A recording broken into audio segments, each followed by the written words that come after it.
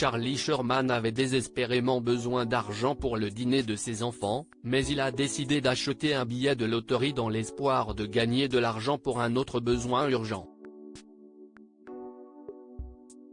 Cependant, il a perdu et est rentré chez lui dépité. Mais le jour suivant, une lettre est arrivée avec un chèque et un message surprenant. Les mains de Charlie tremblent alors qu'il donne ces derniers dollars au propriétaire du magasin. Il achetait un billet de loterie, même s'il savait qu'il ne devait pas le faire. Il s'accrochait à cet infime espoir de gagner assez d'argent pour aider tous ses enfants. Il était prêt à prendre le risque. Il avait 3 enfants dont il devait s'occuper, Cathy, Benjamin et Christian, qui étaient malades. Il avait perdu sa femme, Anna, pendant l'accouchement. C'était un moment terrible pour leur famille. Cependant, les choses ont encore empiré. Charlie travaillait dans la construction et espérait un gros projet avec des heures supplémentaires qui lui permettraient de réunir assez d'argent au fil du temps pour payer les factures médicales de Christian et ses dettes impayées. Malheureusement, il a été blessé au travail et ne pouvait plus travailler. Il attendait de recevoir ses allocations d'invalidité du gouvernement, mais cela suffisait à peine à maintenir sa famille à flot. Il ne lui restait plus que quelques dollars pour le mois et ses enfants avaient besoin de quelque chose à manger pour le dîner ce soir-là. Lorsqu'il est passé devant un grand magasin de proximité en Virginie et qu'il a vu l'opportunité de gagner beaucoup d'argent avec un ticket de loterie à gratter, il a décidé de tenter sa chance par désespoir. Il a acheté un billet et l'a gratté nerveusement avec une pièce de monnaie pour voir le résultat. Il a fermé les yeux de douleur lorsqu'il a vu qu'il avait perdu.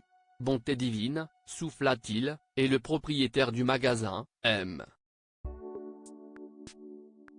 Salinger, leva les yeux. Il s'était connu parce que son magasin était incontournable dans leur quartier. « Vous pouvez essayer avec un autre, monsieur Sherman, a-t-il proposé. Je ne devrais vraiment pas. Je dois acheter de la nourriture pour mes enfants, a répondu Charlie, la bouche tirée vers le bas en signe de désespoir. Eh bien, on ne sait jamais ce qui peut arriver, insista le propriétaire avec un sourire curieux. Charlie a mordu à l'hameçon et a obtenu un autre ticket. Malheureusement, celui-ci était un autre perdant, et il n'avait plus d'argent. Il rentra chez lui, vaincu et honteux, en pensant qu'il était stupide d'avoir risqué ces derniers dollars qu'il aurait pu utiliser à meilleur escient en achetant des ramen à ses enfants.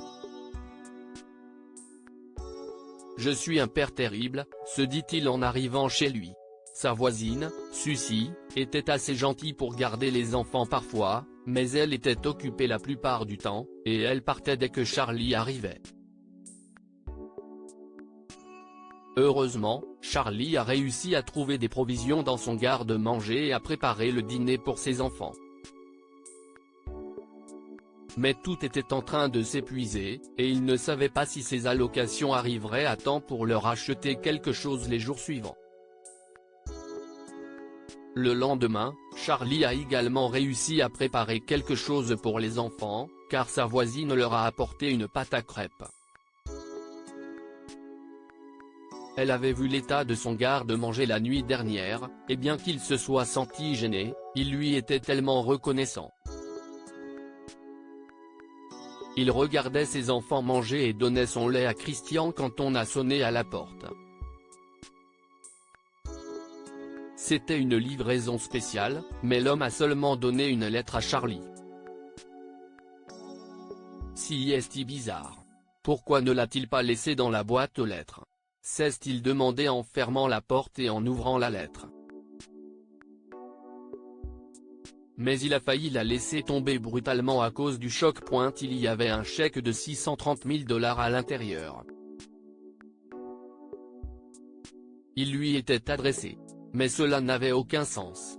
Il n'avait pas de famille et n'avait aucune idée de qui pouvait lui envoyer cet argent.